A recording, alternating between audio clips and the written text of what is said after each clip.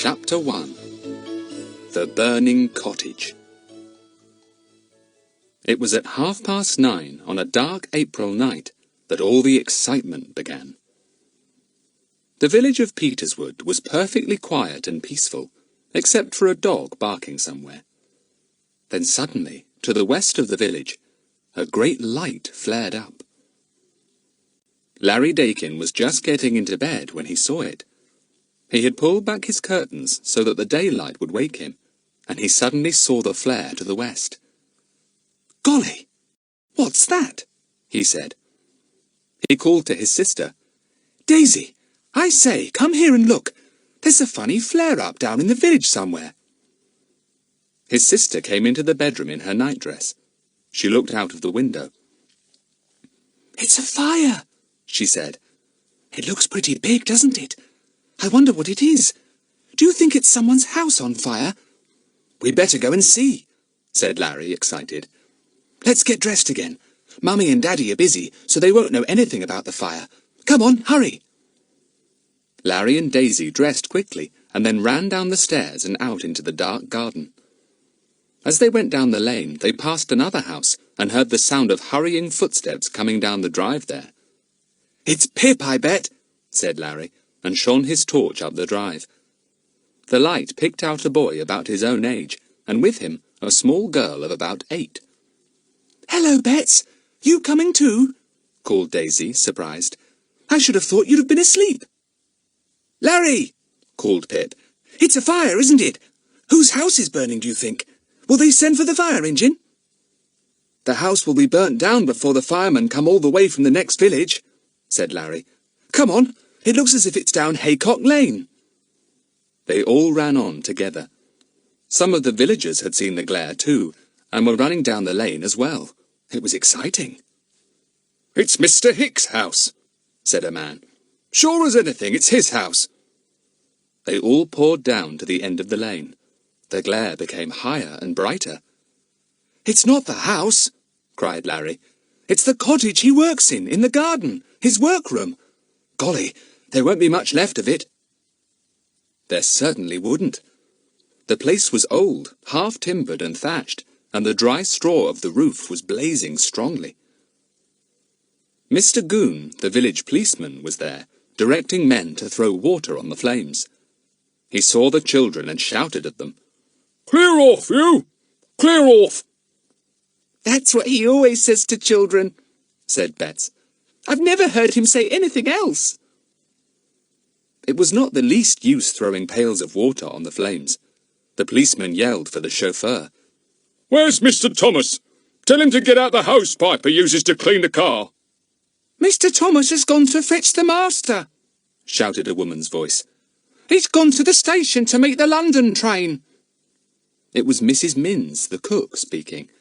She was a comfortable-looking person who was in a very scared state now. She filled pails of water from a tap, her hands trembling. "It's no use," said one of the villagers. "Can't stop this fire now. It's got too big a hold." "Someone's phoned for the fire engine," said another man. "But by the time it gets here, the whole place will be gone." "Well, there's no fear of the house catching," said the policeman. "Wind's in the opposite direction, luckily. My word, what a shock for Mr. Hick when he comes home." The 4 children watched everything with excitement. "It's a shame to see such a nice little cottage go up in flames," said Larry. "I wish they'd let us do something. Throw water, for instance." A boy about the same size as Larry ran up with a pail of water and threw it towards the flames. But his aim was bad, and some of it went over Larry. He shouted at the boy. "Hey, you! Some of that went over me! Look what you're doing, for goodness sake!" "Sorry, old boy," said the boy. The flames shot up and lit the whole garden well. Larry saw that the boy was well dressed and rather pleased with himself. "He's the boy who has come to live with his father and mother in the hotel opposite," said Pip in a low voice to Larry. "He's awful. Thinks he knows everything and has so much pocket money he doesn't know what to do with it." The policeman saw the boy carrying the pail. "Here, you!" he yelled. "Clear off! We don't want children getting in the way."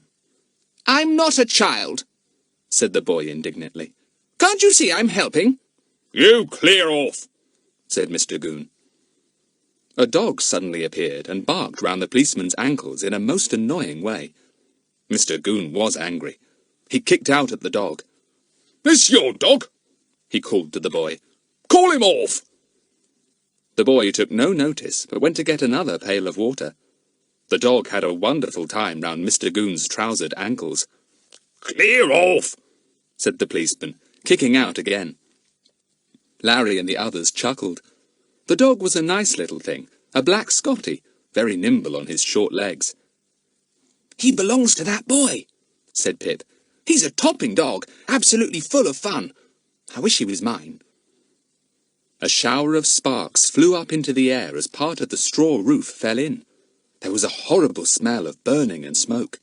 The children moved back a little. There came the sound of a car down the lane. A shout went up. "Here's Mr. Hick!"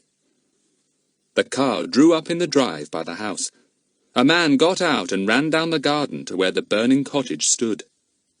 "Mr. Hicks, sir, sorry to say your workroom is almost destroyed," said the policeman. "Did our best to save it, sir, but the fire got too big a hold. Any idea what caused the fire, sir?" "How am I to know?" said Mr. Hick impatiently. "I've only just got back from the London train. Why wasn't the fire engine sent for?" "Well, sir, you know, it's in the next town," said Mr. Goon. "And by the time we knew of the fire, the flames were already shooting through the roof. Do you happen to know if you had a fire in the grate this morning, sir?" "Yes, I did," said Mr. Hick. "I was working here early this morning, and I had kept the fire in all night. I was burning wood, and I dare say that after I left, a spark flew out and set light to something. It may have smouldered all afternoon without anyone knowing. Where's Mrs. Minns, my cook?" "Here, sir," said poor trembling Mrs. Minns. "Oh, sir, this is a terrible thing, sir. You never liked me to go into your work cottage, sir, so I didn't go in, or I might have seen that a fire was starting." "The door was locked," said the policeman. "I tried it myself before the flames got round to it. Well, there goes the last of your cottage, sir." There was a crash as the half-timbered walls fell in. The flames rose high, and everyone stepped back, for the heat was terrific. Then Mr. Hick suddenly seemed to go mad. He caught hold of the policeman's arm and shook it hard. "My papers!" he said in a shaking voice. "My precious old documents! They were in there! Get them out! Get them out!" "Now, sir, be reasonable," said Mr. Goon, looking at the furnace not far from him. "No one can save anything at all. I couldn't from the beginning." "My papers!" yelled Mr. Hick, and made a dart towards the burning workroom, as if he meant to search in the flames. 2 or 3 people pulled him back. Now, sir, don't do anything silly," said the policeman anxiously. "Were they very valuable papers, sir?" "Can't be replaced," moaned Mr. Hick. "They are worth thousands of pounds to me." "Hope they're insured, sir," said a man nearby. Mr. Hick turned to him wildly. Yes, they're insured, but money won't repay me for losing them." Betts did not know what being insured was. Larry told her quickly. "If you have anything valuable that you are afraid might be stolen or burnt, you pay a small sum of money to an insurance company each year, and then if it does happen to be destroyed, the company will pay you the whole cost of your valuable belongings." "I see," said Betts. She stared at Mr. Hick. He seemed very upset indeed. She thought he was a funny-looking man. He was tall and stooping, and had a tuft of hair that stuck out in front. He had a long nose and eyes hidden behind big spectacles. Betts didn't much like him. "Clear all these people away," said Mr. Hick, looking at the villagers and the children. "I don't want my garden trampled down all night long. There's nothing anyone can do now." "Right, sir," said Mr. Goon, pleased at being able to clear off so many people at once. He began to walk towards the watching people. "Clear off," he said. "Nothing to be done now. Clear off, you children. Clear off, everyone." The flames of the cottage were burning low now. The fire would burn itself out, and that would be the end. The children suddenly felt sleepy after their excitement, and their eyes smarted with the smoke. "Pooh! My clothes do smell of smoke," said Larry, disgusted. "Come on, let's get back home. I wonder if Mummy and Daddy are looking for us." Larry and Daisy walked up the lane with Pip and Bets. Behind them, whistling, walked the boy with the dog. He caught them up. "That was a real thrill, wasn't it?" he said. "Good thing no one was hurt. I say, what about meeting tomorrow, having a game or something? I'll be in the hotel opposite Mr. Hicks' garden. My mother and father will be out playing golf." "Well," said Larry, who didn't particularly like the look of the boy. "Well, if we are anywhere about, we'll pick you up." "Right," said the boy. "Come on, Buster. Home, boy." The little Scotty, who had been circling round the children's legs, ran to the boy. They disappeared into the darkness. "Conceited creature," said Daisy, speaking of the boy. "Why should he think we want to know him? I say, let's all meet in your drive tomorrow, Pip, and go down to see what's left of the cottage, shall we?" "Right," said Pip, turning in at his drive with Bets. "Come on, Bets. I believe you are nearly asleep."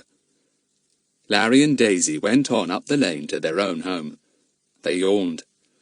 "Poor Mr. Hick," said Daisy. "Wasn't he upset about his precious old papers?"